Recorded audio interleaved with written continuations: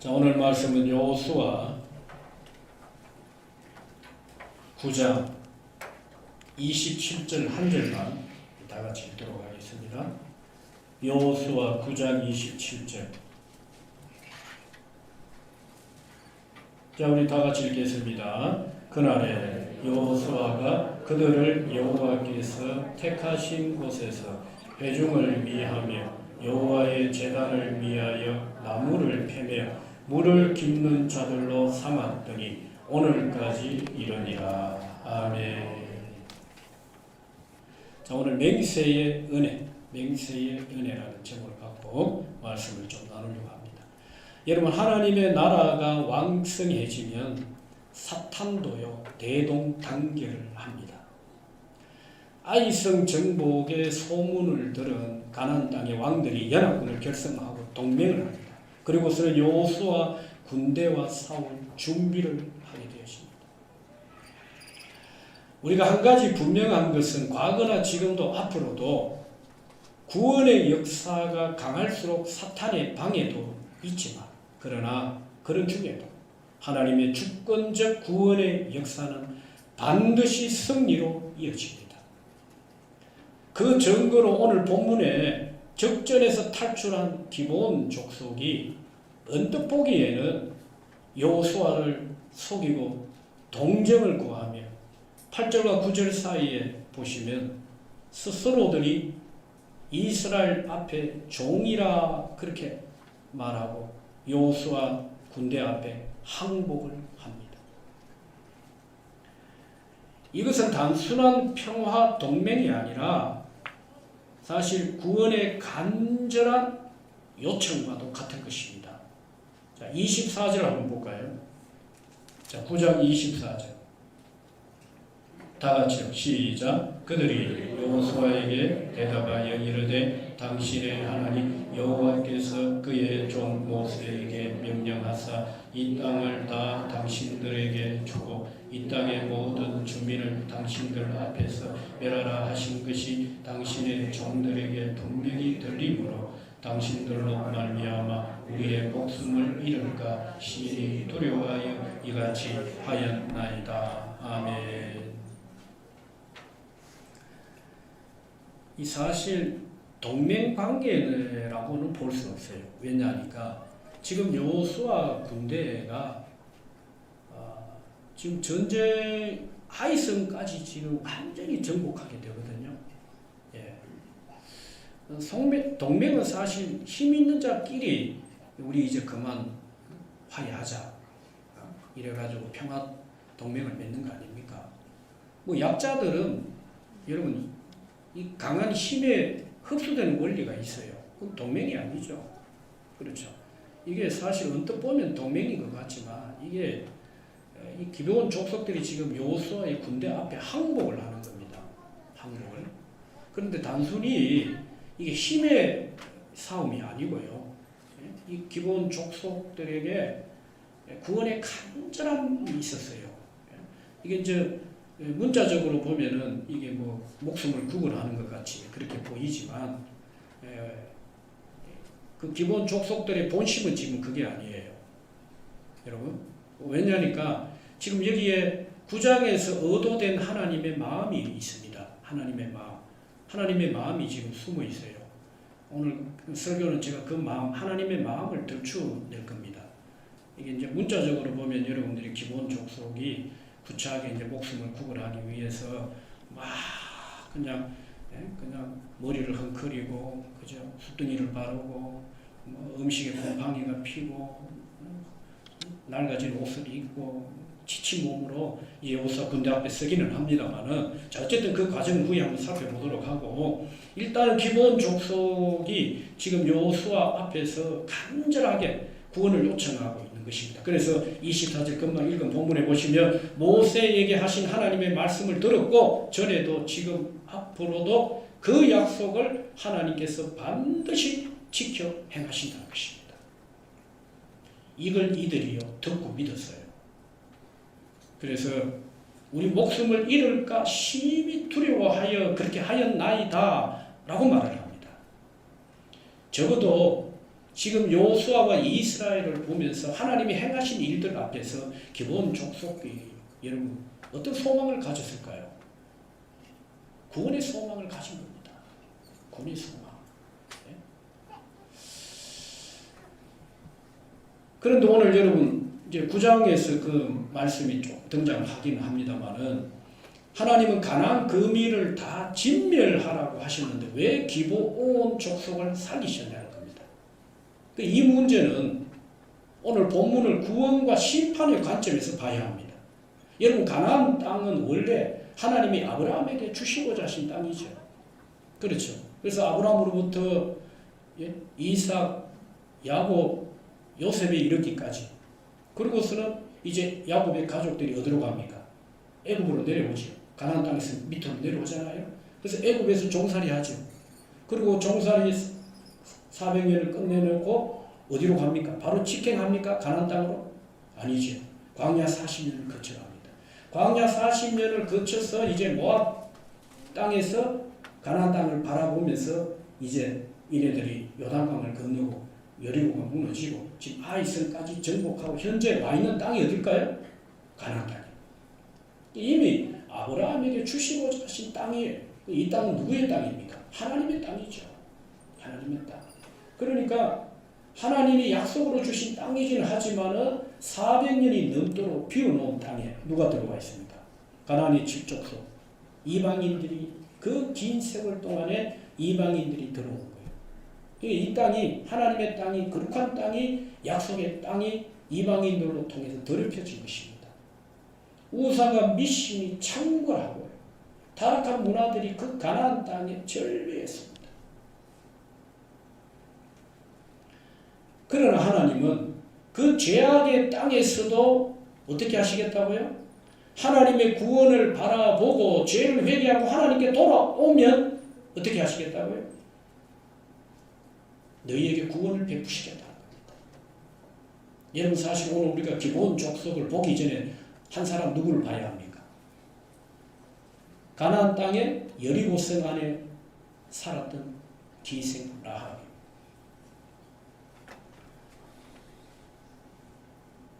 그 땅의 거민을 진멸하라고 하셨다면 기생 라합도 구원에서 제외되어야 되는 게 맞습니다.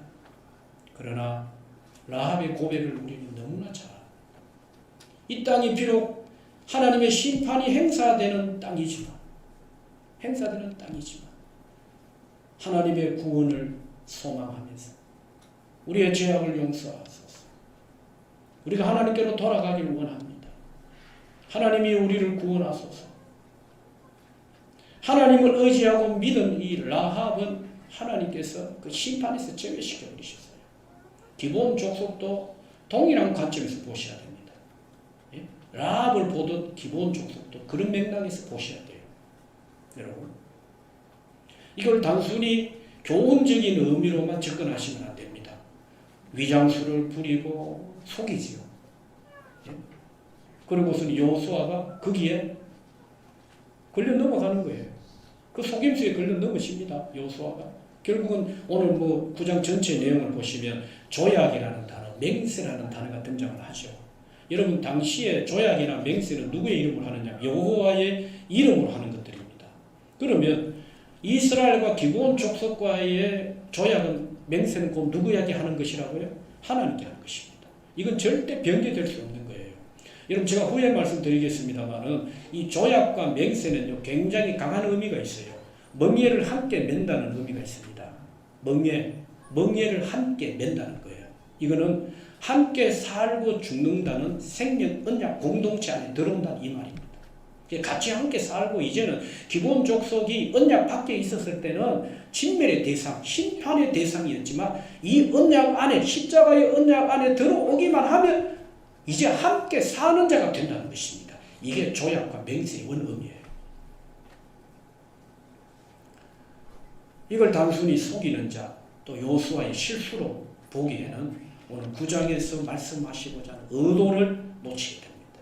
여러분 사실 이 여호수아서는요 전쟁사라기보다는요 하나님의 물론 표면적으로는 전쟁의 역사가 이게 이제 전반부에는 전쟁의 역사들이 등장을 하잖아요. 그러나 이면적으로는요, 이게 전쟁사이기 이전에 하나님의 구원 역사입니다. 구원 역사.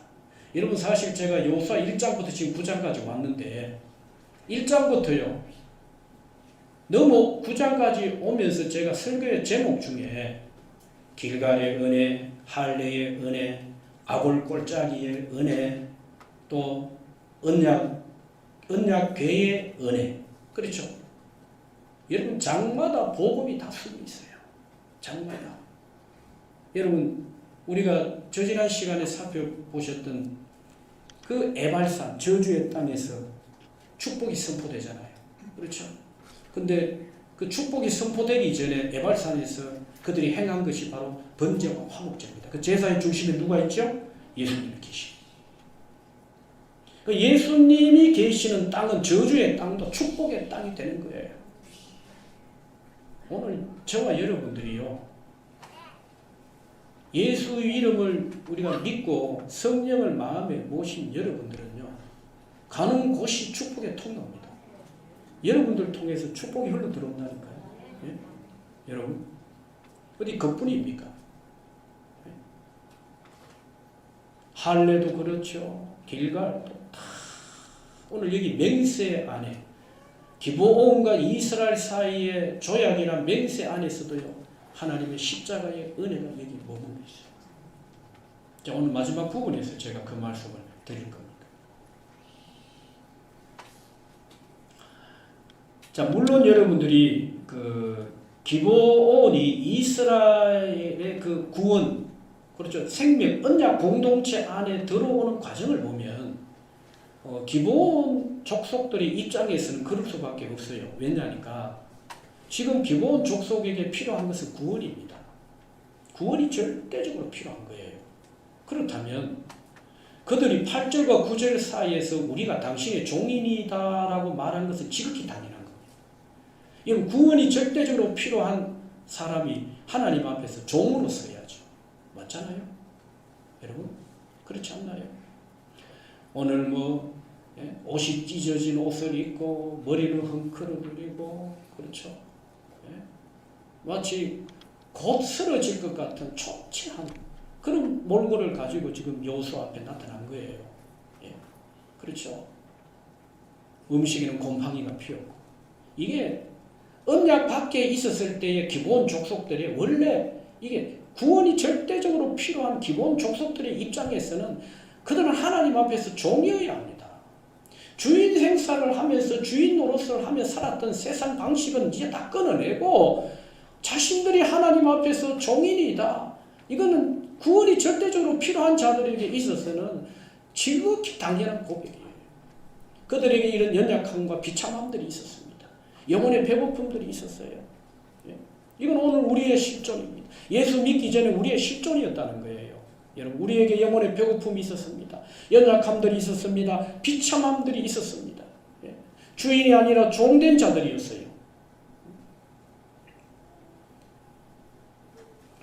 오늘 기본 족속들을 통해서 하나님은 지금 우리에게 뭘 말씀하시느냐 하면, 지금도 간절히 구하고 소망하는 자들에게 하나님께서 구원의 은혜를 주신다는 거예요. 하나님께서 지금도. 실상 문제는 기본 족속에게 있는 게 아니라 14절 여호와께 묻지 아니한 이스라엘에게 있습니다. 이스라엘은요, 신의 한 수를 보지 못했습니다. 하나님께서 지금 기본 족속뿐만 아니라 장차 이방 땅에 선포될 구원의 축복을 그들이 온전히 깨닫지를 못한 것입니다. 여러분, 하나님께서 이스라엘을 가나안 땅에 들이신 이유가 뭘까요? 그저 씨 심고 농사에서 먹고 살아라고 이 땅에 들이신 거예요? 아닙니다. 물론 여러분, 우리가요, 세계 복음화 이 언약이 우리로 통해서 성취된다면 하나님은 먹고 사는 문제예요. 그건 하나님이 해결하십니다. 이 성경의 절대적인 원리예요. 하나님이 이들을 가나안 땅에 부르신 이유는요, 세계 복음화의 전초 기지로 삼기 위한 겁니다. 그래서 이스라엘을, 여러분, 그 예루살렘을 세계 복음화의 전초 기지로 삼으셔서 이스라엘을 통해서 제사장 선지자의 이 사명을, 시대적인 사명을 감당하기에 하나님이 그렇게 원하셨던 거예요. 그냥 농사에서 먹고 살아라고 부르신 땅이 아니라니까요, 여러분. 아니 꼭 굳이 가나안 땅입니까? 아니잖아요.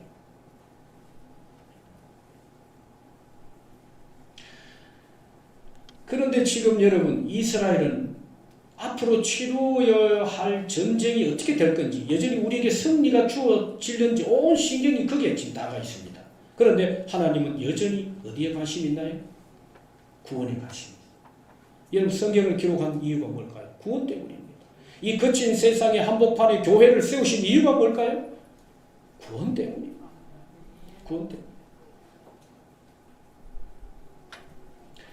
여러분 우리 인생이 그냥 사는 게 아니라요. 그냥 사는 게 아니라 모든 일에 포커스가 세계 복음화가 돼야 됩니다. 예? 여러분. 그래서 내가 만나는 사람 뭘 하든지 간에 나로 통해서 복음의 문이 열려질 수 있도록. 여러분 우리를 부르신 이유가 뭘까요? 우리에게 호흡을 주신 이유가 뭘까요? 오늘 또 여러분과 저와의 호흡을 붙잡고 있는 이유가 뭘까요? 여러분 그냥 사는 게 아니라니까요. 적어도 저와 여러분들이 오늘 세계 복음화 하라고 하나님이 불러주신 줄 믿습니다. 예? 모든 일에 포커스를 여기에 맞춰야 돼요. 일을 하셔도 돈을 벌어도 공부를 해도 그렇죠. 뭐 때문에요? 세계 복음화 때문에. 예? 여러분요. 이 속도보다도 방향이 중요합니다. 우리가 뜻 맞추기를 잘해야 돼요. 신앙생활은. 내 뜻이 아무리 좋아도요. 그게 하나님의 뜻과 핀대가 안 맞으면 그건 틀린 거예요. 뜻 맞추기에 여러분 좀 우리가 집중하고 삶의 하루 24시간 1년 365일의 이 삶의 사이클을 어디에 기준점을 둘 것인가 굉장히 중요한 질문 중에 하나입니다. 여러분 이 신앙생활의 본질 아닐까요? 여러분 오늘 이스라엘 공동체는 이걸 잊어버렸습니다. 여러분 기본 족속들의 간절한 구원 요청에 여러분 물론 이들이 이제 조약이나 맹세를 맺게 됩니다만은 여러분 이 일에 대해서 원망을 듣잖아요. 오늘 9장 본문에 등장합니다. 여호수아가 이 일에 대해서 조약과 맹세를 한 이 일 때문에 주변 사람들로부터 원망을 받습니다. 사실 이스라엘 역사에 여호수아가 지금 선두에 서 있기는 하지만 하나님은요 여호수아 한 사람만 본 게 아닙니다. 이스라엘 전체를 지금 보고 계시는 거예요. 그러니까 여호수아의 입의 고백도 중요하지만 이 여호수아와 함께한 이스라엘 백성들의 입의 고백도 하나님이 귀로 다 들으셨어요. 여러분 이 연대라는 것은요 우리가 흩어져 있다가 하나의 공동체가 되면 연대성이라는 게 있습니다. 한 사람의 말이 전체의 그 말에 대한 책임을 전체가 지는 경우가 있어요. 이게 소위 공동의 연대성이라는 겁니다. 오늘 이스라엘 공동체는요 철저하게 이 연대성과 연결되어 있었습니다.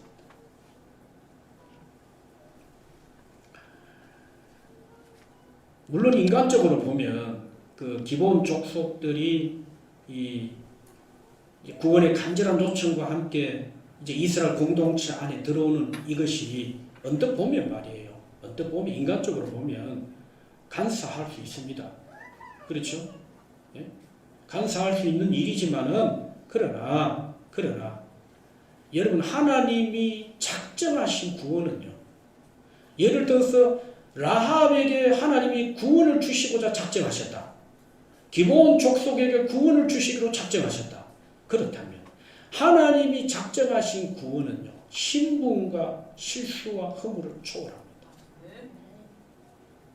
여러분 만약에 우리의 허물과 실수로 구원이 결정된다면 이건 자력 구원이 되는 겁니다. 자력 구원. 예? 우리 실수라 허물로 예? 구원이 결정이 된다면 이건 자력 구원이 된다니까요. 자력 구원. 여러분 출생이나 신분, 실수와 허물이 구원받는 조건이 된다면 성경에 무수한 많은 사람들이 그리고 누가 구원을 받겠습니까? 예?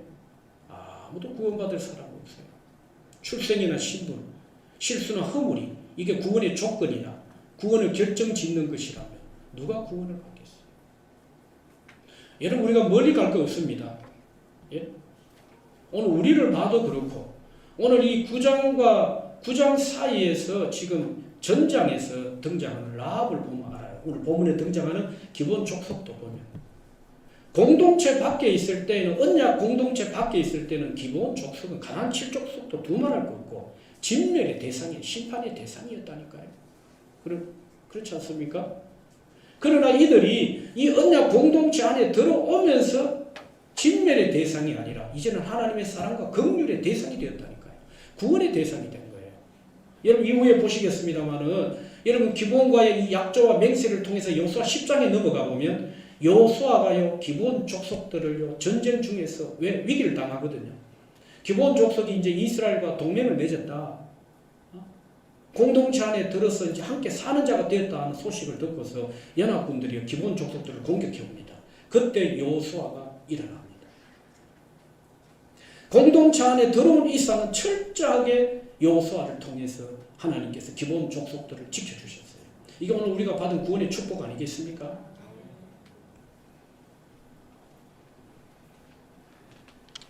행위로는 다 죽어야 한다. 만약에 행위가 구원의 조건이면 이것이 구원의 결정을 한다면 다 죽어야 돼. 그러나 우리가 그럼에도 불구하고 라합이 구원을 얻고 기본 족속들이 구원의 반열에 참여할 수 있었던 것은 은혜 언약 때문입니다. 할렐루야. 이 은혜 언약 때문이에요. 이 은혜. 언약이 가지는 그 막강한 힘이나 능력이 어떠한가를 이제 마지막 부분에서 제가 말씀드립니다. 자, 그러면서 9장에서 이제 주목해야 될 부분이 그 이스라엘과 기본의 조약, 맹세라는 단어죠. 조약은 맹세는 하나님의 언약 안에서 나왔습니다.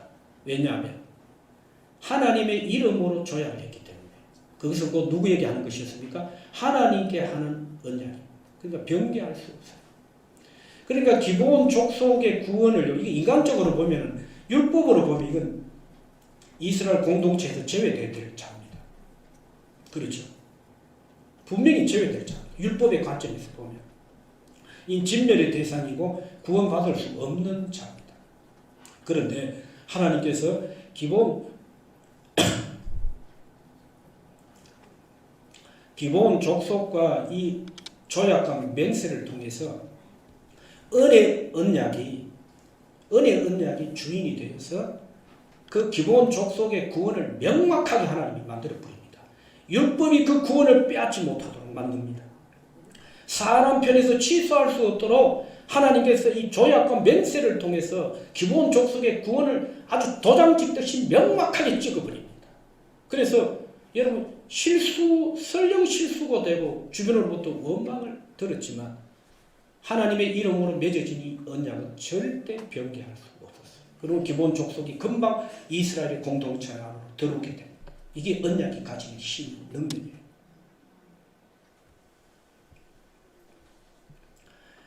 오늘 우리가 받은 구원도 누리는 축복도 똑같은 원리입니다. 자, 그러면서 23절에 기본 족속들은 하나님의 집에서 나무를 패고 물을 기는 일꾼이 되게 하셨어요. 지옥 백성 되는 게 아니라 세상의 종이 아니라 하나님 나라의 일꾼으로 하나님의 전에서 하나님을 섬길 수 있는 특권이 주어집니다.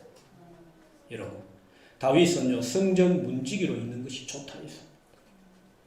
여러분, 성전 문지기나 성전에서 나무를 패는 사람이나 신분이 별반 큰 차이가 안 나잖아요. 그럼에도 불구하고 다윗은 성전 문지기로 있는 것이 좋사오니였어요. 이스라엘 언약 공동체 밖에 있었을 때는 기본 족속이요 전혀 하나님 나라와는 상관없는 자였습니다. 상상이라도 했겠습니까? 꿈인데 여러분. 그러나 이 언약 안에 들어오니까 비로소 하나님의 영광이 그들 가운데 열린 것입니다. 구약의 성전은 하나님의 영광이 머문 장소예요. 임재의 장소였어요.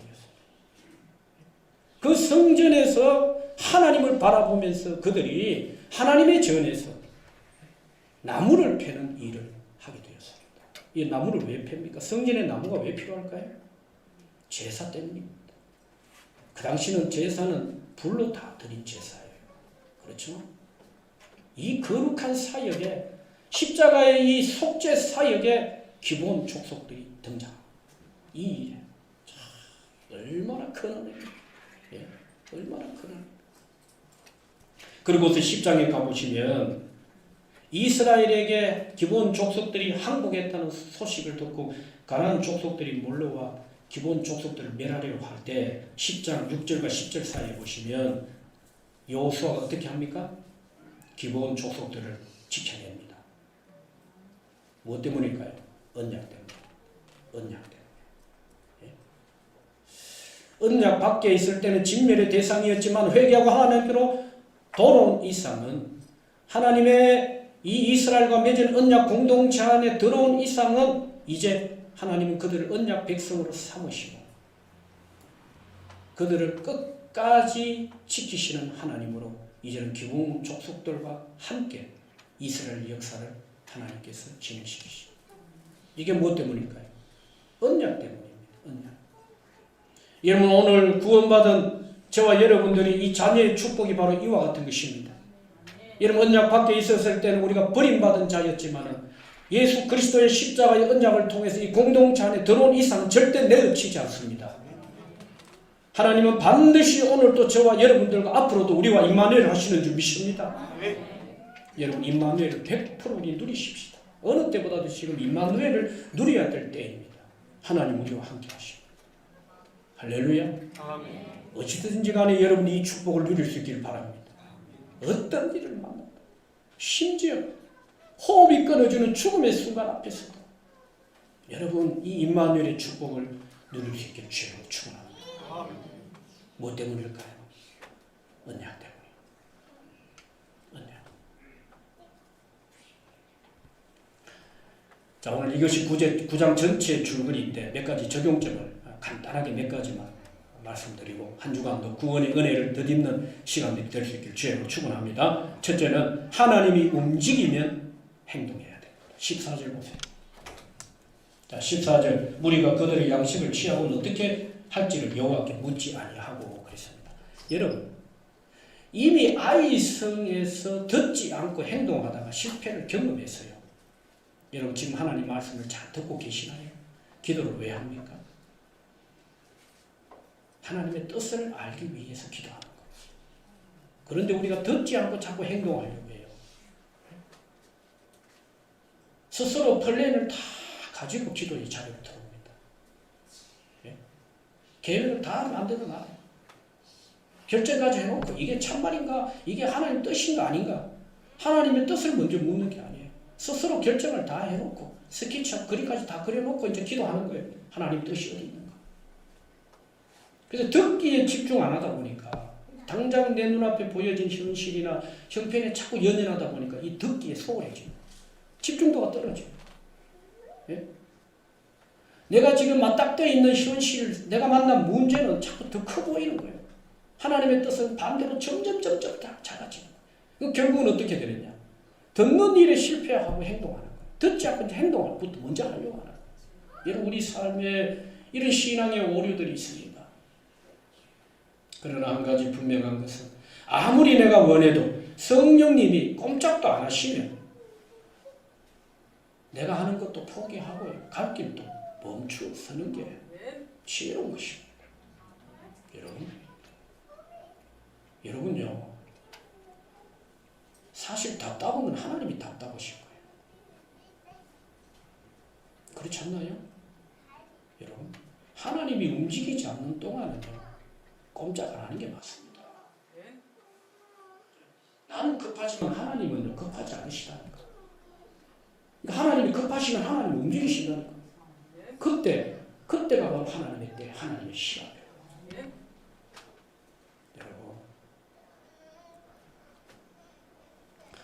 우리가 신앙생활을 하면서 사실은요, 하나님은 공평하신 분이십니다. 항상 답은 뭐와 함께 옵니까? 문제와 함께 옵니다. 문제가 있다는 말, 답이 있다는 말. 그 답은 감춰져 있습니까? 보입니까? 우선은 보이지 않아요. 근데 하나님은 항상 문제가 있다 해도 답은 감춰 놓으셔요. 물론 어떤 이에게는 답을 같이 주시는 경우도 있습니다. 그러나 상당수는 답은 감춰져 있어요. 그런데 이게 어느 순간인가 지나가면요. 진짜 우리가 말씀 앞에 서고 기도하면요, 답이 보여요. 근데 문제가 뭐냐면, 답을 갖고 있으면서도 문제에 답을 적용을 못해요. 근데 갈등하고 주장합니다. 이게 문제예요.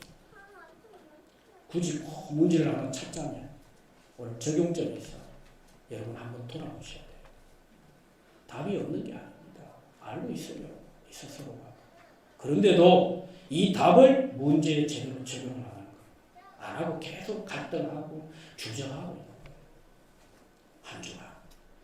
그것이 어떤 것이든지 간에 완전한 답. 그 답을 여러분들의 삶의 문제에 여백이 어느 정도든지 간에 여러분 답을 적어내는 은혜가 있길 주님께 축원합니다. 답을 적으십시오. 답은 나와 있어요. 없는 게 아닙니다. 두 번째는 1절입니다. 기준에서 벗어나면 안 됩니다. 자, 1절에서 소문을 듣습니다. 무슨 소문입니까? 이들이 지금 강을 건너고 여리고가 무너지고 아이성 정복은 스스로의 힘으로 되어진 것이 아니라는 걸 알아요. 왜? 기본 족속들이 그 얘기 지금 하고 있잖아요. 여러분, 여리고나 요단강은 다 가나안 땅에 가까이 있는 것들입니다. 이 모를 리가 만무예요. 가나안이 집족속이에요. 모를 리가 만무하다니까요. 소문을 듣습니다.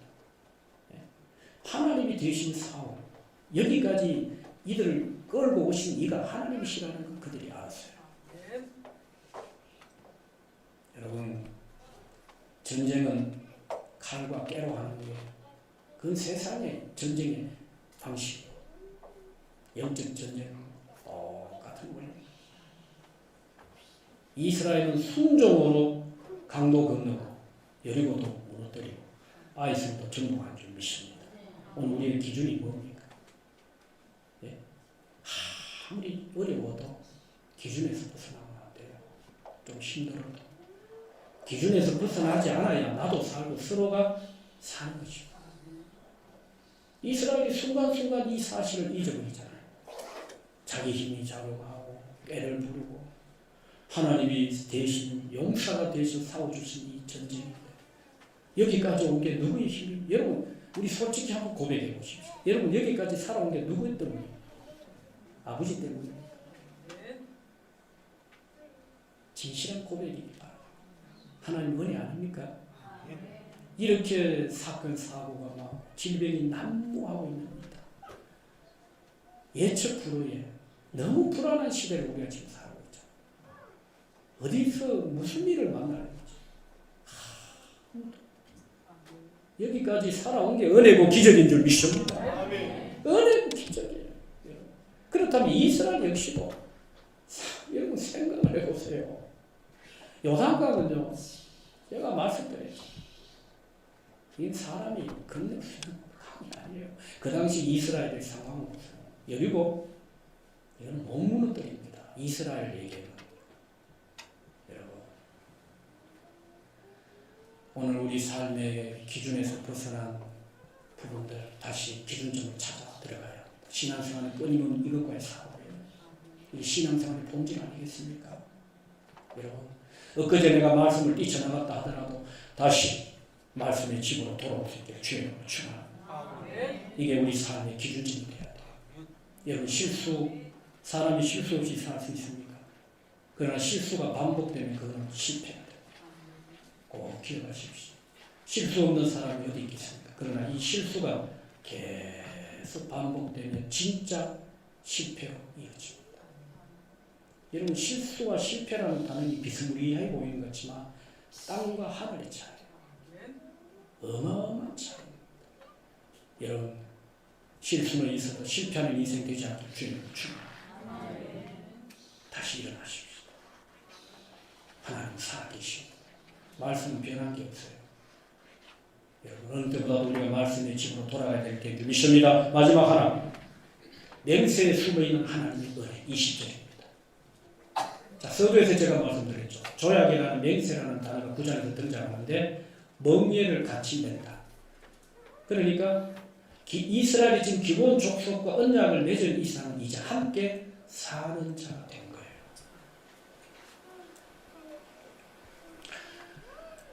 여러분 과거 하나님께서 아브라함과 언약을 맺으실 때 불 가운데 지나는 언약을 맺으셨어요.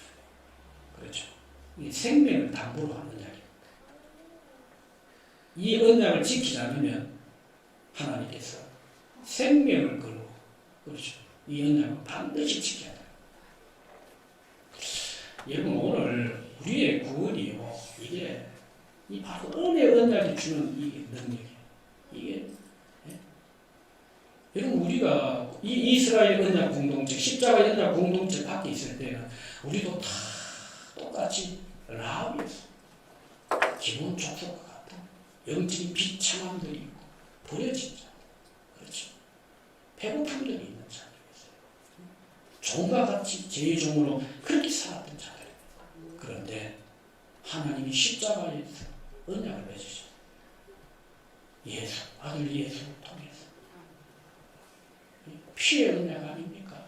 이 언약을 다 맺어놓고 이 언약 안에 누구든지 들어가. 끔둥이도 너희도 인종과 혈통 상관없다. 내가 이스라엘이냐 이방인이냐 상관없다. 이 언약 안에 들어오기만 하면 산다. 함께 사는 자가 될 것이다. 이 언약을 오늘 우리에게 주신 거예요. 꼭 기억하십시오. 우리의 실수나 허물 구원이 결정된다면 그거는 자력 구원이 됩니다. 예수님 십자가 주실 필요가 없어요. 그걸 안 되니까 하나님이 예수님이 십자가를 지신 것입니다. 오늘도 이 언약의 은혜 안에서 호흡하시오. 살아있다는 이유가 바로 이 언약 안에서 나온 하나님의 주권적인 은혜의 역사라는 사실을 놓치지 마시오. 실수와 허물, 하나님 그것 때문에 여러분들이 이거 구원 잃어버릴까가 아니고 근본적으로 내게 주신 이 구원이 누구에게로부터 왔느냐 오늘 이걸 깊이 묵상하는 한 주가 될 수 있기를 주의 이름으로 축원합니다. 마음의 시간에 잠시 한번 기도하겠습니다. 하나님 오늘 우리가 구원받을 만한 자격이나 공로가 우리에게 아무것도 없습니다. 전적인 하나님의 은혜, 하나님의 은혜에 보답하고 감사하고 남은 생에 세계 복음하는 일에 하나님 뜻 이루는 일에 선한 도구로 영광의 도구로 잘 사용될 수 있도록 우리 기도합시다. 전능하신 아버지 하나님 오늘 우리에게 은혜를 더하시옵시고 은혜로 주신 이 구원과 함께 우리가 하나님 앞에 있기를 원합니다. 구원받을 만한 자격도 공로도 없는 자들입니다. 비참한 자들이요 영혼의 배고픔 가운데 흐려진 옷을 입고 머리를 종과 같이 살았던 흐려진 자들이요 나그네와 행인 같은 자들 오늘도 이 은혜로 우리에게 구원을 주셨습니다. 이 십자가의 은혜 안에서 살다시 이제 우리가 남은 생에 이 은혜에 감사하며 기뻐하고 하나님의 뜻을 이루고 영광의 도구로 사용되다가 하나님 부르심 앞에 아멘 할렐루야 하고 하나님 앞에 서게 하여 주시옵소서. 전능하신 아버지 감사하고 다시 오실 예수 그리스도 이름으로 기도드리옵나이다. 아멘. 하나님의 끝없는 사랑하심과 그리스도의 피 흘리신 구속으로 은혜로 주신 구원받은 자들 속에 거하시는 성령의 내를 위로 교통 주도적인 간섭 역사 축복하십니다. 오늘 기도원의 족속들의 구원을 행사하신 그 하나님의 지구한 사랑과 성령의 주도적인 간섭을 보면서 하나님이여 하나님이 움직이지 않으면 행동 멈추게 하시고 기준에서 벗어나지 아니하게 하시는 하나님 맹세의 언약 안에 숨겨진 그 하나님의 어마어마한 은혜를 알고 나의 구원도 아직도 나를 지켜보고 나를 사랑하시고 나를 통해 기다리시고 나를 통해서 영광을 받으시길 원하시는 그 하나님의 이 언약의 은혜를 다시 한번 붙들고 돌아가는 성도들의 한 주간의 삶과 가정, 직장, 사업 위에 또 가정에서 함께 예배하는 우리 온 성도들 머리 위에 세계 복음화 위에 지금으로부터 영원토록 함께 있을지어다. 아멘.